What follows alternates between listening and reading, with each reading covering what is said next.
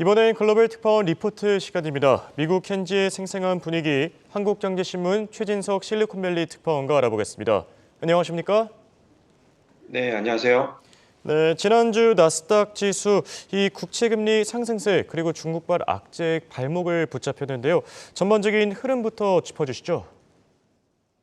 네, 미국 국채금리 상승과 중국 경제에 대한 우려로 한 주 동안 증시 분위기가 가라앉았습니다. 기술주 중심의 나스닥 지수는 죄송합니다. 지난 한 주 동안 2.59% 하락한 13,290.78의 장을 마감했습니다. 최근 미국의 금리가 예상보다 더 오래, 더 높은 수준을 유지할 것이라는 우려에 국채 금리가 가파르게 오르고 있습니다. 중국 경제에 대한 우려도 커졌는데요. 이로 인해 기술주를 중심으로 증시가 압박을 받고 있습니다. 애플은 지난 한 주 동안 1.86% 하락했습니다. 애플은 최근 198달러까지 주가가 치솟으며 시가총액 3조 달러를 돌파하기도 했는데요.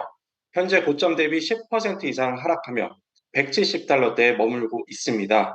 마이크로소프트도 지난주 0.42% 하락했고요. 메타는 한 주 동안 6.1%나 빠졌습니다. 이들 주가는 최근 고점 대비 10% 이상 하락하며 조정 국면에 접어들었습니다. 테슬라 주가는 하락이 더 컸습니다. 지난주 11.19% 하락했고 고점 대비 30% 이상 빠졌는데요. 이 때문에 테슬라가 약세장에 접어들었다는 평가도 나옵니다. 주가가 고점 대비 10% 이상 하락하면 기술적 조정 국면에 20% 이상 하락하면 기술적 약세장에 지집한 것으로 판단합니다. 투자자들은 국채 금리 움직임과 흔들리는 중국 경제에 주목하고 있습니다. 10년물 국채 금리는 4%를 훌쩍 뛰어넘었는데요.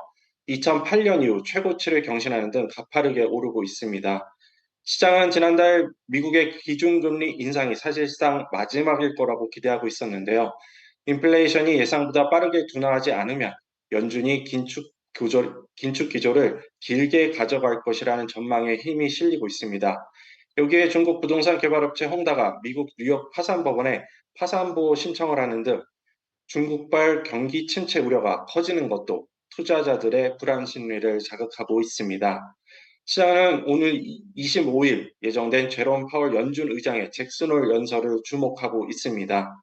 기술주 중에선 엔비디아가 오는 23일 2분기 실적을 발표할 예정입니다.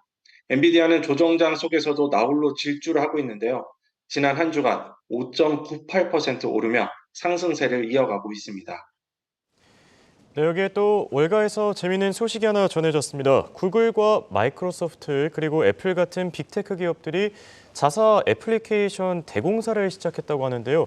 배경과 현황 같이 전해주시죠. 네, 구글과 마이크로소프트, 애플 등 빅테크 기업들이 부랴부랴 자사 애플리케이션을 뜯어 고치고 있습니다. 시행이 임박한 유럽의 디지털 시장법 DMA 규제를 피하기 위해서인데요.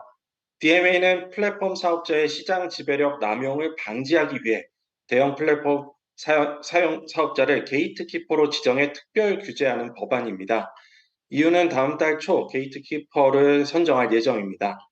DMA는 규제 대상 기업의 플랫폼과 제3자 서비스가 상호 운영되도록 허용해야 하고 플랫폼 자체적으로 제공하는 서비스를 우대하는 행위를 금지하도록 했습니다. 이 규정을 위반할 경우 총 매출의 최대 20%를 벌금으로 납부해야 합니다. 구글의 모회사인 알파벳과 아마존, 애플, 틱톡의 모기업인 바이트댄스, 페이스북을 운영하는 메타, 마이크로소프트, 삼성전자 등 7개사가 규제 대상인 게이트키퍼로 선정될 것으로 보입니다. 이에 테크 기업들은 자사 플랫폼을 긴급히 수정하고 있습니다. 구글은 사용자가 스마트폰 인터넷 브라우저를 선택할 수 있게 하는 작업을 진행하고 있고요. 이는 자사 브라우저인 크롬을 무조건 사용하게 한 기존 방식이 DMA 규제에 걸릴 수도 있다고 판단하기 때문입니다. 또 애플은 사용자가 앱스토어 밖에서도 애플리케이션을 다운받을 수 있도록 하고 있고요. 아마존은 외국 판매자에 대한 정보량을 늘릴 계획입니다. 이러한 변화는 유럽 시장에만 우선 적용되지만 앞으로 전체 플랫폼 시장에 막대한 변화를 가져올 수도 있다는 게 전문가들의 분석입니다. 다른 권역에서도 이 DMA를 벤치마킹해 플랫폼 규제를 시작할 가능성이 있기 때문입니다.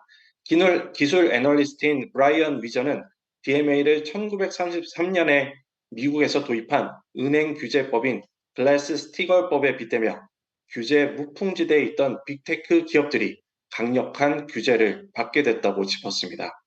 지금까지 실리콘밸리에서 한국경제신문 최진석 특파원이었습니다.